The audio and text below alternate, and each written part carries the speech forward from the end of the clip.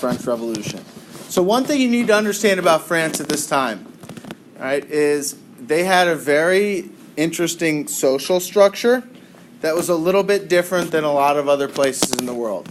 Now, they called their different classes estates, and there was 3 separate ones. And there was no social mobility in between any of these classes. What does that mean if there's no social mobility? Yes, Casey? Like you can't move up or down. Right. So if you were born in the 3rd estate here, okay, you're never, ever going to be in the 2nd estate. No matter what you do, no matter how many degrees you get, no matter how hard you work, you'll never be allowed in there. You have to be born in there. Can't you just lie that you're born in the Shh. Yes. In our notes, should we include like the 1%? Include the percentages and the types of jobs that people have. Yes. Chase. Or can't you just lie that you say like you were born in the 1st? You could, but it was difficult because all the people in the other estates knew who the other people were. And you'd also have to have a great deal of money to kind of show off that that was true. So, like, yes, you could try to falsify your identity, but that may or may not work. Yes? Can you just join the clergy?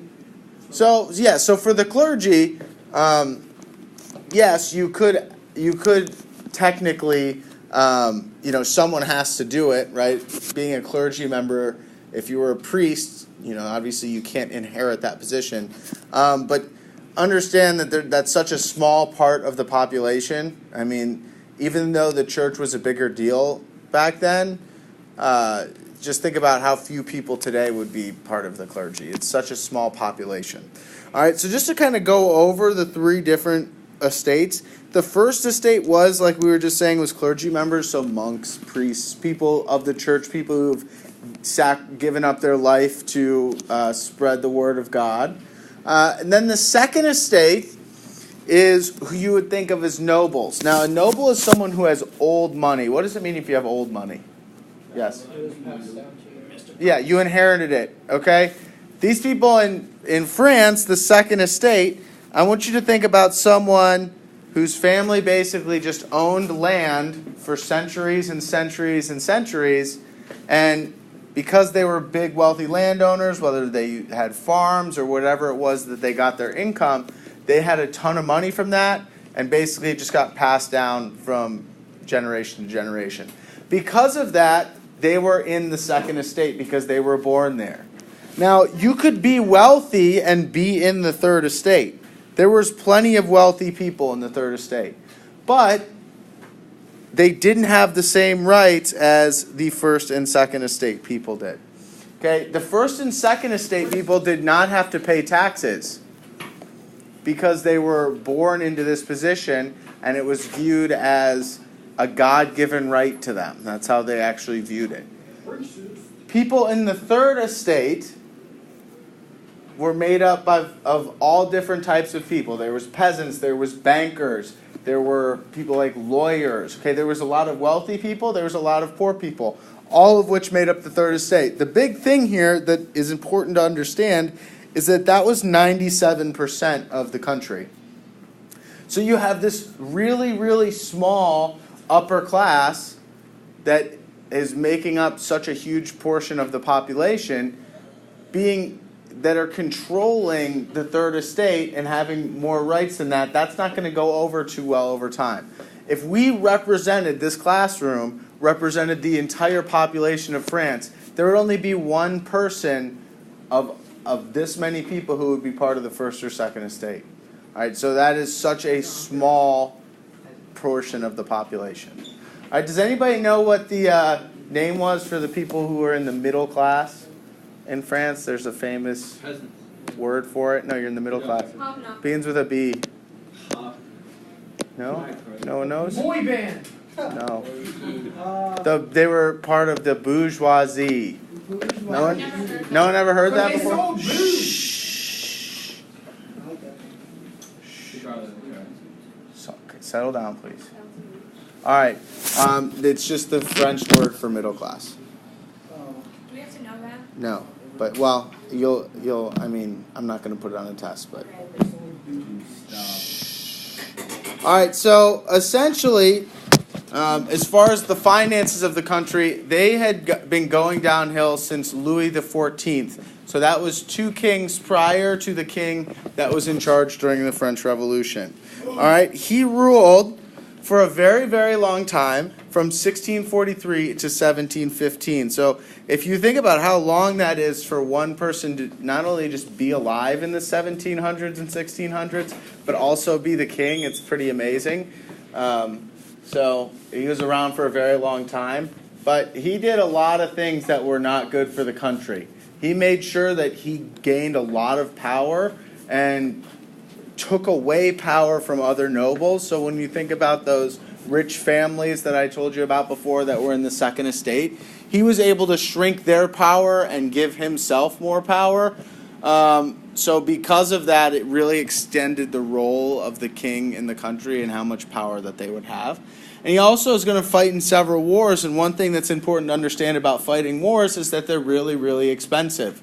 So if you go out there and you're trying to fight a war, you've got to fund getting muskets for all, your all the military members. You have to get cannons, pay for all the supplies, horses, all of that. It's not free. It doesn't come out of nowhere. Huge navies, fleets, things like that. You have to pay for all that stuff, and it's not cheap. Okay, so that's going to have a lasting impact on even something that happens almost, over 100 years after he started his rule. The country started to spiral out of control with debt. All right, this was continued for Louis XV, who was the next king. He fought in something called the 7 Years' War, which was with England. And it actually lasted longer than 7 years, but it was a really expensive war because Britain also had a huge military, and the fighting between those two ended in some pretty major struggles it actually also does bankrupt Great Britain as well, and because of that that helped us win our revolution in America and become a country ourselves. Does anybody know what the 7 Years' War was called in America? French. What is it? Chase, say it louder. You got it right. French and Indian. Yes, the French-Indian War is what it gets called in American history, but in world history, it's the 7 Years' War. But it was the same thing. Okay, the only difference is that the 7 Years' War refers to the fighting that was in Europe as well. Okay, but so anyway, it's just all you really need to take from this is that it's increasing the debt. It's expensive, increasing the debt. All right, and then one other. You don't need to write any of these bullet points down here. Okay, one other thing that was really expensive was the American Revolution. Wait, can you go back,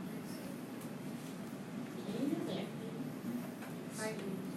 All right, so the next thing we're going to talk about is the American Revolution and how that not only added to the debt but did a few other things too. Okay, Okay. So anyway, the American Revolution. You guys might not all know this. I'm sure that some of you do. The only reason why America is a country today is because France helped us. All right. So when we were in the American Revolution, basically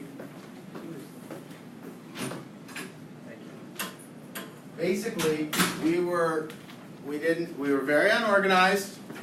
America didn't have a very good military, and on top of that, we didn't have any money.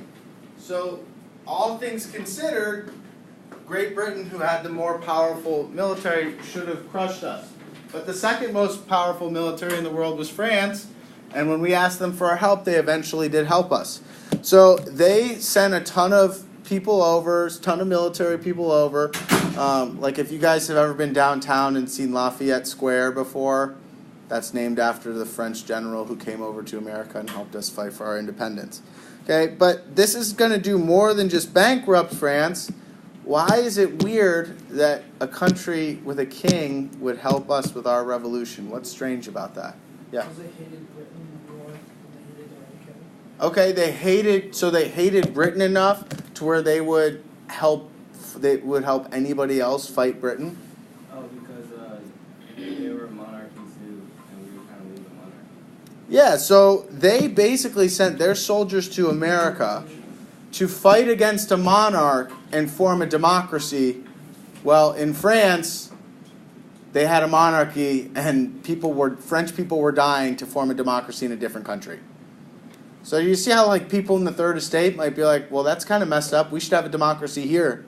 My brother just went to America to fight in a war for a government that wouldn't even help us, and we still have a king. So it's not going to take much longer. Does anyone find what year the French Revolution was? Well, someone just yell it up. 1789 is when it started. What does anyone know when the American Revolution started? I hope everybody does. 1815. What is the name of the Philadelphia's basketball team? 76ers. Okay. Okay, so it was 1776. The reason why Philadelphia is named the 76ers is because the Declaration of Independence was signed in that city, and that made the official start to the Revolutionary War. And it was the capital before D.C. It was the capital before D.C. So, anyways, so you could see it wasn't much longer after our war. It was only 8 years after our war ended that they began theirs. So you could see how those ideas really travel pretty quickly. All right, and this is going to lead to a very severe financial crisis. Oops. It's Jacques. Okay, so Jacques Necker came up with this idea to where they would tax the citizens in order to get out of debt that they've accrued from all these different wars, and basically just, they had some bad years where the growing seasons were bad, and basically they had no choice but to raise taxes a lot. However, this is a problem. Why it's a problem is because the first and second estate have lived their entire life without having to pay taxes. So basically, they're not going to sit there and accept taxes. Jacques Necker knows this, so he says, since the upper class is not going to pay taxes, and the third estate's already paying such high levels, if we tax them more, it's going to start a revolution. It'll be bad. Okay, so he says that they should call for something called the Estates General, which would be a meeting where they could discuss his idea of taxing property. And this is important because if they tax property, the first and second estates are going to have to pay the tax. And if this is just some big surprise, it would be really, really bad. So the Estates General is going to be a meeting where it'll have members of all three estates, where they will discuss what the future of the country will be. All right, there's one last thing I want to go over, and then we're done with notes for today.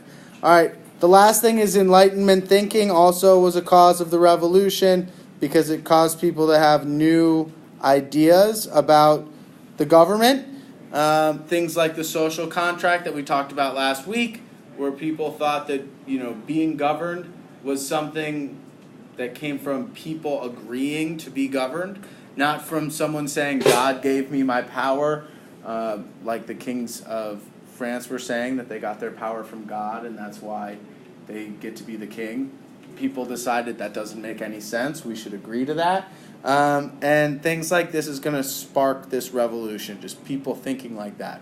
The third estate, especially when you think about the bourgeoisie or that middle class, the wealthy people in the third estate are going to be really, really big believers in Enlightenment thinking. They're going to read the books and they're really going to pass those ideas throughout all the people of that class.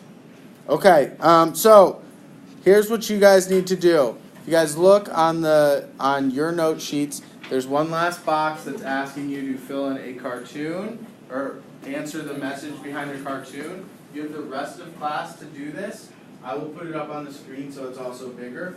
But what is the message behind this cartoon? It was a cartoon found from a French newspaper prior to the time of the Revolution. And remember, if it's in a newspaper, it's reflecting the ideas of people at the time period. So what is it that people are feeling? What does that tell us about why the revolution started? Do we know who those three people are? No, There's 4. There's 3. Really? There's 4. Oh, there's peasants. There you go. Okay.